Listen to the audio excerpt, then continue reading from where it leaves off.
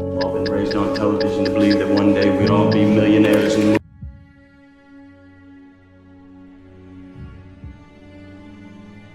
Of course you feel depressed if your reality is depressing. If your reality is fantastic, you won't feel depressed. I guarantee there's a whole bunch of people you can give $1 million to and the depression will disappear. The argument against that is why the famous people kill themselves, which I'm about to answer in a second. And the answer to that is actually going into the broader point that the way the Matrix teaches about depression, they're trying to teach you to be helpless. They're teaching you that you cannot fight against it unless you take pharmaceutical drugs.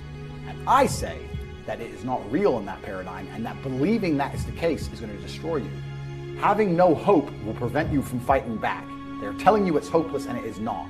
If you do not believe in depression, like I do not believe in depression, no matter what bad things happen to me and how bad and depressed I feel, I know I can fix it. That will make me fight harder than if I believe I cannot fix it. The reason that rich people kill themselves is because they buy into this paradigm completely. They go to a therapist, and the therapist says, you have depression. It's not your fault. It's a disease that nobody can fix, and I can't help, and nobody can help. Then they give them a bunch of mind-altering drugs. Then they sit them there in therapy to talk about all the bad thing that's ever happened to them. Let me tell you something. If someone told me that I felt shit and I couldn't help it no matter what I did about my life, gave me a bunch of mind-altering drugs, and then sat me down to repeat all the bad shit that ever happened to me for hours and hours a day, I'd kill myself. It gets to a point where it just ain't fucking worth breathing anymore if you don't believe in that bollocks. But if you wake up and go, you know what? They're saying this is a disease, but I don't accept that paradigm. I don't believe in it. I believe that I can fix this myself. I believe if I change my reality and create an experience of life that I am absolutely not satisfied by, I will no longer feel depressed. You will cure most of your own problems. Take two men, put them in two individual haunted houses. One believes in ghosts, one doesn't. There's a loud noise in the night. The one who believes in ghosts wakes up and is paranoid, is afraid, can't sleep, is sitting in the corner of the room shaking. The one who doesn't believe in ghosts goes back to sleep. It is the belief in the ghost which punishes him, not the ghost itself. If you do not believe in depression, you can never be depressed. That's why I don't believe in it. Have you struggled with any mental health issues yourself? Because, you know, one thing also I noticed about you, from one side when you talk, you seem like very positive about life.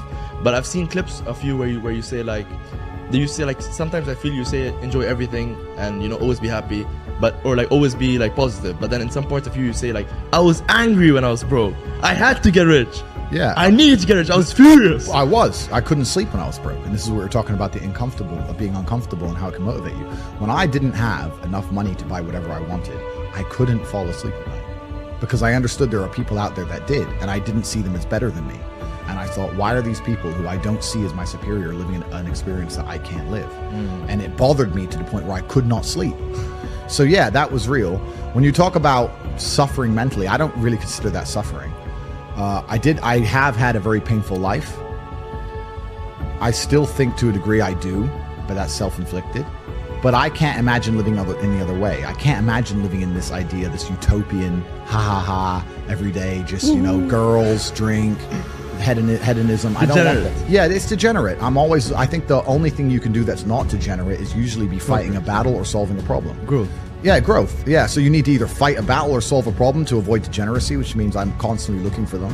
I'm currently in one of the largest battles a man can possibly take on. I'm taking on the Matrix, the most powerful people on the planet. Right, yeah. So, yeah, is my life difficult? Yeah. Am I complaining about that? No. In fact, I'd hate it for it to be any other way. A lot of teens or young people or even adults, they're suffering from a lot of mental health issues. Okay. And what's your advice to them? The world is hyper-competitive. If you're going to be a man who's going to sit and say, I'm just sad, you are always going to lose in competition to men like me. Yeah. And there has to be losers for there to be winners. I am tired of sympathy. Sympathy doesn't work for anybody. I'm not going to sit here and be sympathetic for people who say they're too sad to try hard and be their best. Guess what? Perhaps I was sad every time I did exactly what I was supposed to do and trained anyway. Perhaps I was afraid when I fought anyway. Perhaps I was tired when I worked anyway. This is how you get ahead in life. I don't have a fucking ounce of sympathy for these people who sit here and say, well, I feel this way, so I can't.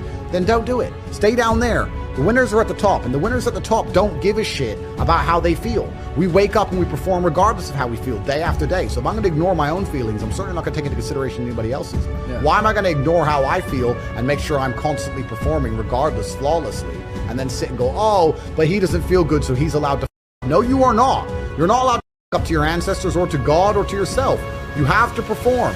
This is what being a man is about. The baseline of masculinity is doing things you don't feel like doing. I can't comment on being a woman because I'm not one. But the baseline of masculinity as a whole is the thing that makes a good man is that he does what he doesn't want to do. He doesn't want to work and he works anyway. He doesn't want to go to war and he fights anyway. He doesn't want to get up, he gets up anyway. That's the whole point of it. We didn't want to die in the Titanic. Guess what happened? We died in the Titanic. You can't sit there as a man and say you don't feel like it. You're not allowed to not feel like it. You're supposed to do it anyway, regardless. Yeah. So when a man sits there and says, oh, but you don't understand, I'm struggling with motivation. If you are struggling with the motivation to be a winner, then stay a loser. No problem. Stay a loser. Don't care. Because in my circle, there's no losers around me. Your energy is disgusting. I find it revolting. I don't like weakness around me, even near me. Even people coming up saying hello to me. If you're depressed, don't even shake my hand. I do not have time for losers on any regard. Winners only.